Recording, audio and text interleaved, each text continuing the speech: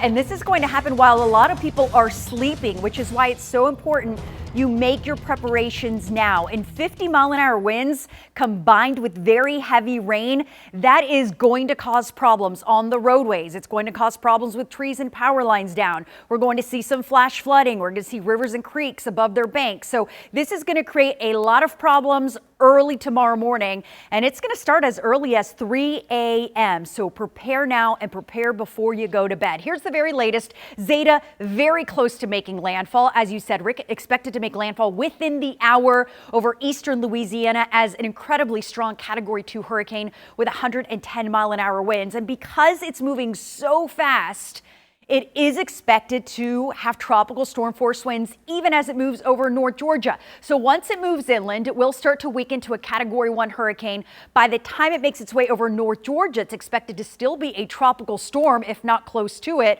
with 45-mile-an-hour winds. But we'll see gusts even higher than that, and we will see very heavy rain. That is why we are under a tropical storm warning. That means tropical storm conditions are expected. It does include all of metro Atlanta and most of northwest Georgia, and it is for tomorrow morning. We're looking at a high chance of heavy rain, a high chance of strong damaging winds, and a low risk of a tornado. And that tornado risk is very much there. It's just not incredibly high. In fact, you look at our tornado risk for tomorrow, does include all of metro Atlanta, much of North Georgia. Basically, everyone in green here has a 2% chance of seeing a tornado within a 25-mile radius. So it's not an incredibly high chance, but as we know with these tropical systems, they do have a lot of rotation and they do tend to produce quick, weak spin-up tornadoes. So that's what we'll be watching for overnight tonight through early tomorrow morning. Another factor in this equation is the rain. We're already starting to see that rain,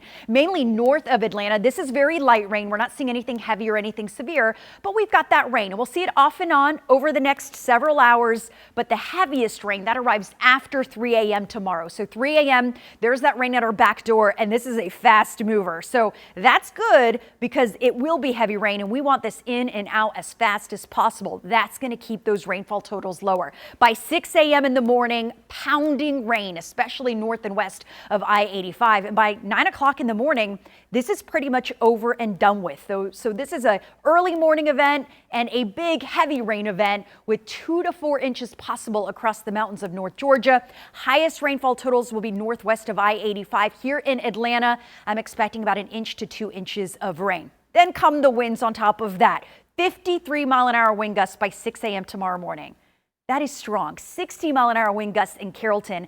Anything above 39 miles an hour is tropical storm force winds. So these wind gusts will be very strong through the morning. By 9 o'clock, we still have 30 to 40-mile-an-hour wind gusts. Then by the afternoon, things start to calm down.